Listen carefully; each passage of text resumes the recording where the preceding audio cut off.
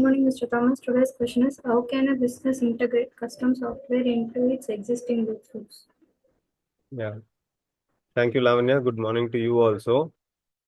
So what happens is usually a company selects custom software when they are already operating their business. So maybe they would have started, just launched, and the team is set, but they want to have some processes, systems to take care of the operations. Or sometimes companies even look for a software after 3 or 5 or 10 years of having been in business. They were able to operate it manually all along, but now it is becoming very challenging for them. They are not able to do things very fast, so they are looking for a custom software so that they can streamline their processes. They can increase the efficiency, increase the productivity of the overall team. But one of the biggest challenge that company goes through, which we also spoke in few other videos, is that there will be a sudden shock in the organization, a sudden disturbance that will happen. Um, a cultural shock can happen. Team members who have been very comfortable in operating manually, writing down, or maybe doing the entries collectively after few hours, suddenly when the system comes on or the custom software is on, which is completely controlled, you cannot cheat the system. You have to follow the process. And that basically helps in increasing the productivity, that helps to keep the customer happy. It helps to deliver much faster. So everything improves. But the process of changing from a manual process to a completely software driven, tech driven process, a process driven process, is a little difficult. Okay, so that is why the question is so relevant, that how can a business integrate the custom software into an existing workflow where everything is happening, but suddenly you bring in a new entity.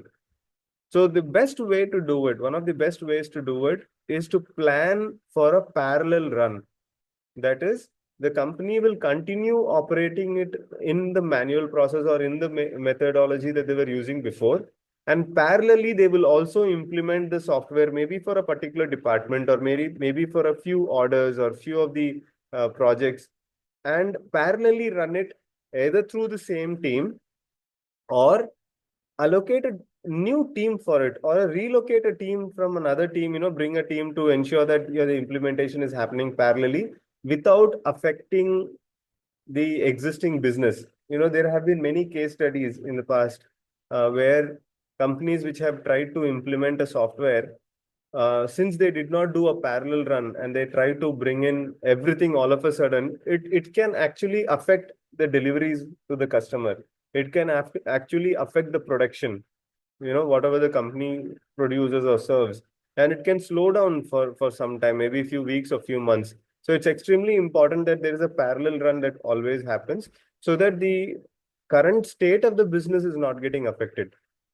And one more thing that the business will have to keep in mind always is that this is a transition process. It's a slow process where they'll have to be mentally be prepared for 3 months, sometimes even up to 2 years, for the entire software to get implemented. Okay, so that patience, and I would also say the perseverance to stick to the process, because it's very painful. It's almost like, replacing an organ. It's very painful, but what they get out of it after the entire process, maybe 3 months or 2 years sometimes, is a way of operating the business which can be 3 to 5 times more productive than what it was before. And it is kind of future ready for more expansion, for serving the customer better, and all those things. So these are few of the ways in which a business should be mindful of, to ensure that they implement the custom software to their existing workflows. Yeah, that's it, Lavanya. Thank you. Thank you.